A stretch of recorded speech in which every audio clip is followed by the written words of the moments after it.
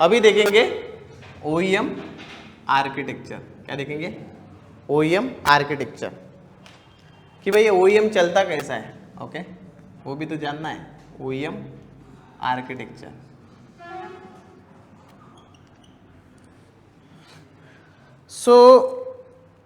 OEM को चलाने के लिए हमको एक एडिशनल सॉफ्टवेयर की ज़रूरत पड़ती है, उसका नाम है OMS। क्या बोलते हैं उसको? OMS। ये है मेरा OMS सॉफ्टवेयर जिसकी हमको ज़रूरत पड़ती है।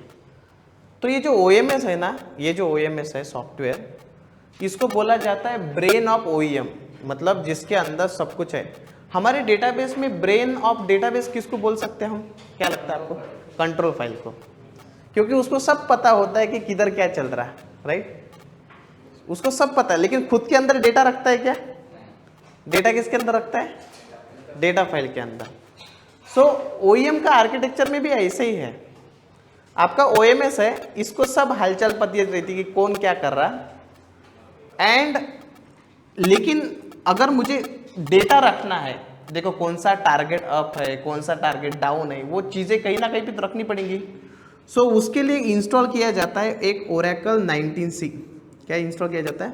Oracle 19c। ये मेरा डेटाबेस है। ये डेटाबेस को आप क्या बोलोगे? Repository database. क्या बोलोगे इसको? Repository database. इसको क्या बोलेंगे? रिपोजिटरी, रिपोजिटरी मतलब जिसके पास में डेटा हो। जैसे रिपोजिटरी डेटाबेस का मतलब क्या? इसके अंदर क्या रहेगा मैं बताता हूँ। रिपोजिटरी ना,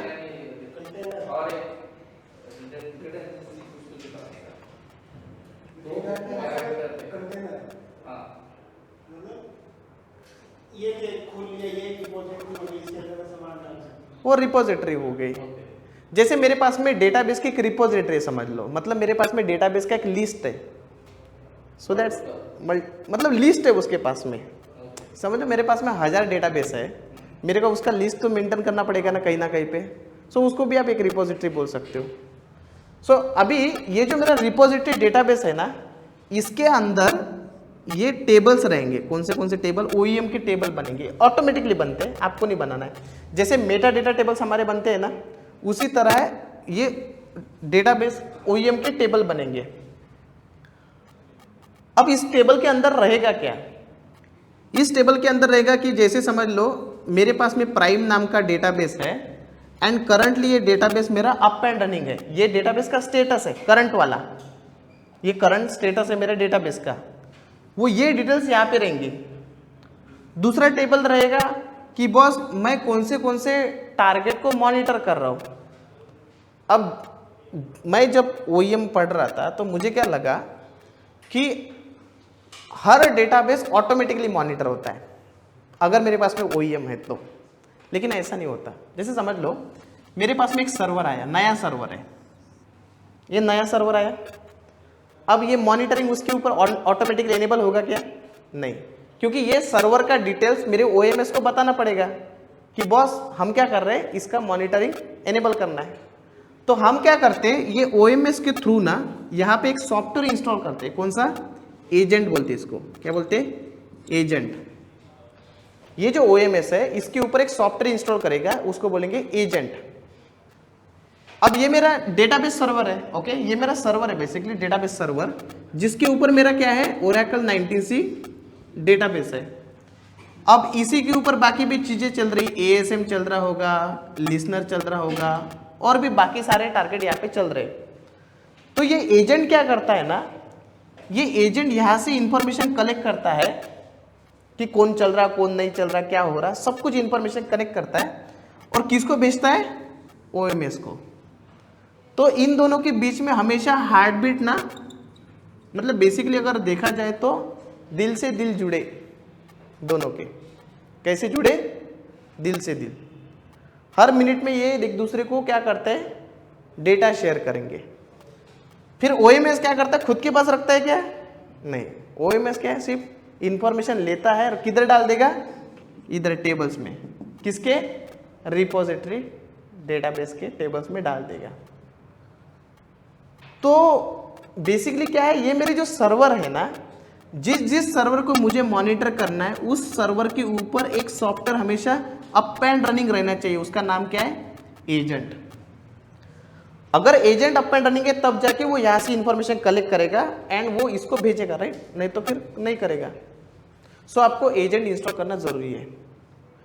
तो हम लोग जब OEM कॉन्फ़िगर करते हैं ना, तो OEM में ये चीज़ें पहले कॉन्फ़िगर करते हैं, OMS एंड आपका रिपोजिटरी डेटाबेस। एंड ये जो टारगेट है, इन टारगेट को हमको ऐड करना पड़ता है। कोई कन्फ्यूजन इसमें? क्लियर है ना? सो ऐसा मत समझो कि मेरे पास में नया सर्वर आया तो ऑटोमेटिकली उसके ऊपर मॉनिटरिंग एनेबल्ड हो जाएगा। हमको मॉनिटरिंग एनेबल्ड करना पड़ेगा बाय इंस्टॉलिंग एजेंट। एंड फिर वो टारगेट जो है, मतलब ASM, लिसनर, डेटाबेस, इसको ऐड करना पड़ता है OMS के अंदर कि भाई मॉनिटरिंग एनेबल करना है। क्लियर है? अब मेरे पास में जितने भी सर्वर रहेंगे फिर वो सर्वर यहां पे रहेंगे, लेकिन अगर मैं ये चीजों को, अब मेरे को देखना है कि पर्टिकुलर डेटाबेस मेरा अप एंड रनिंग है क्या नहीं है, तो OMS जो है ना, एक नोटिफिकेशन सेंटर बोलते हैं उसको, ओके, नोटिफिकेशन सेंटर उसके साथ में अटैच रहता है। नोटिफिकेशन सेंटर का काम क्या है? हमको ईमेल भेजने का। किसको? ईमेल भेजने का। ऑटोमेटिकली कॉन्फ़िगर होता है ये। देन सबसे इंपॉर्टेंट, ये जो कनेक्टेड है ना, किसको कनेक्टेड है? GUI को कनेक्टेड है। किसको? GUI को। अब जब आप देखते हो ना कि मेरे पास में 1000 डेटाबेस है, 1000 डेटाबेस से 100 डेटाबेस मेरे डाउन है, with in a single dashboard आप देखते हो पूरा GUI में, कल दिखाऊंगा मैं, GUI में पूरा दिखता है। तो GUI को इन्फॉर्मेशन कहाँ से आती है कि मेरे 100 डेटाबेस डाउन है करके? वो GUI में कैसे दिखेगा? परसेंटेज में, बार चार्ट में दिखता है, सर्कल में दिखता है। कैसे पता चलेगा? कौन बताएगा? GUI को कैसे पता चलेगा कि इतने डेटाबेस अप है, इतने डेटाबेस, ये डेटाबेस में एंट्री है, करेक्ट? सो GUI किससे कनेक्टेड है? OMS से। OMS को कौन बताएगा? ये आपका रिपोजिटरी डेटाबेस। और ये सारी चीज़ों को आप GUI बेस में दिखते हो, मतलब ग्राफिकल यूजर इंटरफेस में आप देखते हो GUI में। सो सबसे इंपॉर्टेंट रोल किसका है? OMS का, रिपोजिटरी डेटाबेस का, एंड ये आपका GUI। ये आपका डैशबोर्ड है बेसिकली, जहाँ पे आपको सब कुछ दिखता है, ये आपका डैशबोर्ड है।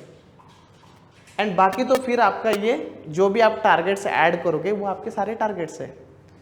मॉनिटरिंग कौन करता है? बेसिकली इंफॉर्मेशन कौन भेजता है? एजेंट।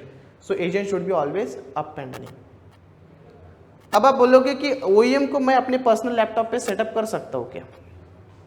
कर सकते हो। हमारे पास में OEM को ऑलरेडी सेटअप है। The minimal requirement to configure OEM is 32 GB RAM, 32 GB RAM personal laptop पे अगर करना है तो। 16 GB से भी नहीं होगा, क्योंकि मेरे पास में जो सेटअप है उसको मैंने 26 GB उसको अलोकेट किया है। इतना चाहिए। और सेटअप करने में भी जान निकल जाती है, मतलब टाइम कंज्यूमिंग वर्क है, क्योंकि OMS इंस्टॉल करना है which is extra one software. बाकी ये तो अपना डेटाबेस है ही फिर, ओके। सो ऑलमोस्ट 10-12 घंटे नॉर्मली लग जाते हैं। वो डिपेंड करता है आपके लैपटॉप कॉन्फ़िगरेशन के ऊपर। सो और इतने से काम नहीं होगा, फिर आप इसको भी तो अटैच करोगे ना, ये आपको और भी एक सर्वर्स लगेंगे जिसको आपको इसके ऊपर मॉनिटरिंग इनेबल करना है। So I will try to show you guys how OEM looks, ताकि जब आप इंटरव्यू में जाओगे और इंटरव्यू के सामने झूठ बोलोगे, क्या बोलते हैं उसको? झूठ, सच। तो आपको झूठ ऐसा झूठ नहीं लगना चाहिए। क्या लगना चाहिए? सच लगना चाहिए। तो वो बोलते हैं ना, सच के सिवा, वो वाला करना है आपने। सो आपको ये करना है, ठीक है।